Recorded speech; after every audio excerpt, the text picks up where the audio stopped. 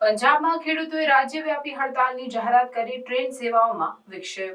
પંજાબમાં ખેડૂતોએ રાજ્યવ્યાપી હડતાલની જાહેરાત કરી છે, જેના કારણે ટ્રેન સેવાઓ અને માર્ગ પરિવહનમાં મોટા પાયે વિક્ષેપ થયો છે. આ હડતાલ સંયુક્ત કિસાન મોરચા અને કિસાન મજૂર મોરચા દ્વારા આયોજિત કેન્દ્ર સરકાર દ્વારા તેમની માંગણીઓ, જેમાં પાક માટે લઘુત્તમ આધાર ભાવ માટે કાનૂની ખાતરીનો સમાવેશ થાય છે, પૂરી કરવામાં નિષ્ફળતા માટે હડતાલ 30 ડિસેમ્બર 2024ના રોજ સવારે 7 વાગે શરૂ થઈ હતી અને સાંજે 4 વાગ્યા સુધી ચાલુ રહેશે. આ સમયગાળા દરમિયાન 200થી વધુ ટ્રેનો પ્રભાવિત થઈ છે, જેમાં 107 ટ્રેનો રદ કરવામાં આવી છે, જેના કારણે મુસાફરોને વ્યાપક અસુવિધા થઈ છે. ખેડૂતોએ મુખ્ય હાઈવે અને રેલવે ટ્રેક અવરોધિત કર્યા છે, જેના કારણે રાજ્યના ઘણા ભાગોમાં સામાન્ય જીવન ઠપ થઈ ગયું છે.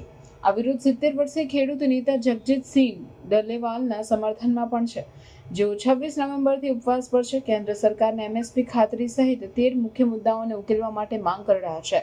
ડલ્લેવાલના આરોગ્યને લઈને ચિંતાઓ છે અને સુપ્રીમ કોર્ટે પંજાબ સરકારને 31 ડિસેમ્બર સુધીનો સમય આપ્યો છે કે તેઓને ઉપવાસ છોડવા અને તબીબી સારવાર લેવા માટે મનાવશે. હડતાલના પ્રત્યાઘાતને ઘટાડવા માટે પંજાબ પોલીસે વાહનો માટે નવા રૂટની સૂચનાઓ આપી છે.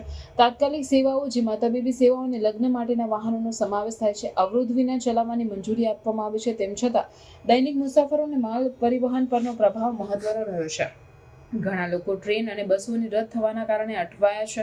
આ હડતાલને સમાજના વિવિધ વર્ગો, જેમાં પરિવહનકારો, કર્મચારી સંઘો, વેપારીઓ અને ધાર્મિક સંસ્થાઓના મજબૂત સમર્થન મળ્યું છે. ખેડૂતોના સંઘોએ જનતાને, ખાસ કરીને યુવાનોને બંધને સમર્થન આપવામાં અને મંચ દ્વારા લેવામાં આવેલ નિર્ણયોને અનુસરવા અપીલ કરી. આ વિરોધ ખેડૂતો અને કેન્દ્ર સરકાર વચ્ચે ચાલી રહેલા તણાવને દર્શાવે છે, જેમાં ખેડૂતો તેમના જીવન મૂલ્ય માટે વધુ સારો આધાર અને ખાતરીની માંગ કરી રહ્યા છે.